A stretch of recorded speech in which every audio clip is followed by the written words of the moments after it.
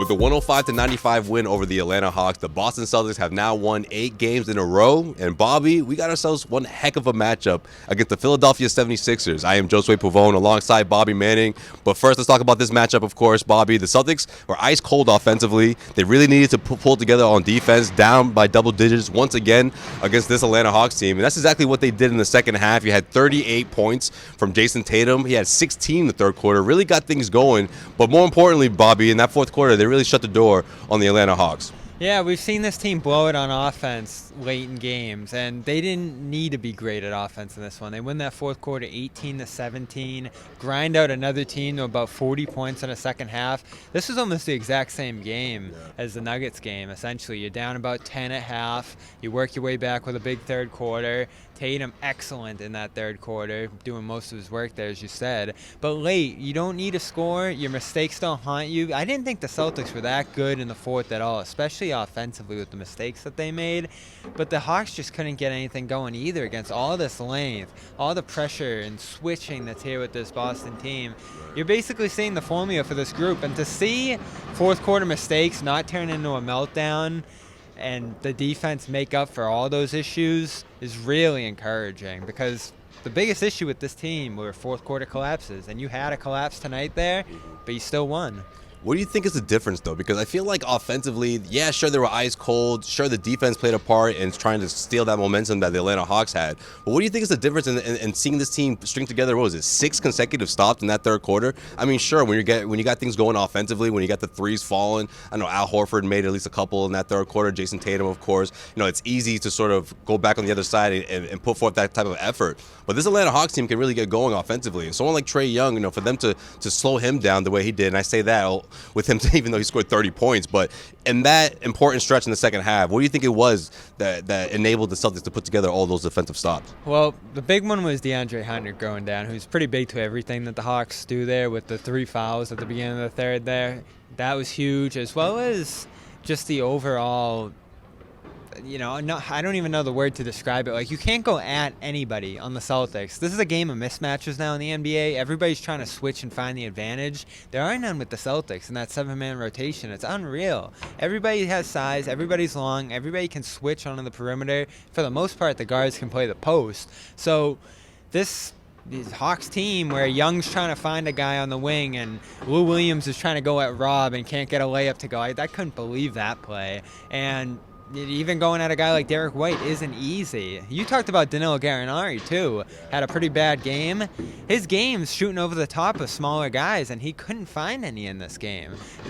I hear a lot of national people starting to open their eyes to what the Celtics are doing here, and it is different, the way they're trying to win here and the identity that they're building.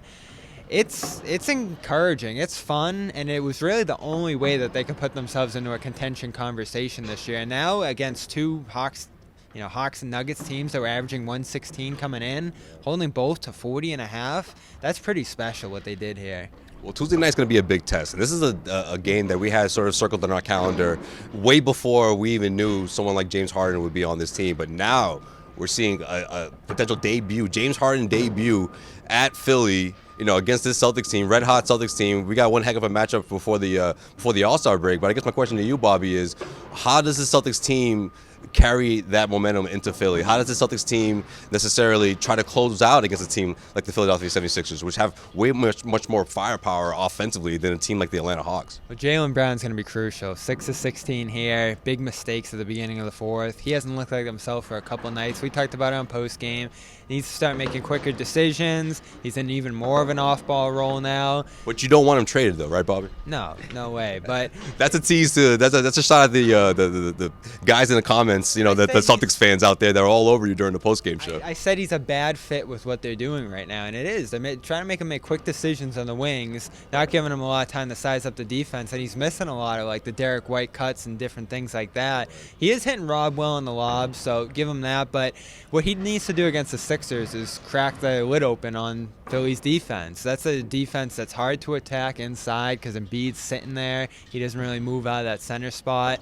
So you need a guy who is just going to dive downhill, take a ton of shots. Maybe it's not the most efficient game for Brown, but if he scores a lot of points, upwards of 30 here, that's the kind of offense you're going to need to break this open because the Celtics aren't shooting well at all right now. They don't have any floor spacing. So you're going to need a guy in Brown to run the floor and attack the rim relentlessly through Embiid and others. And even if he shoots 35%, if he's giving you 30 points, that's what they're going to need in this game because they'll defend Philly all right. I think you can defend Harden with Smart.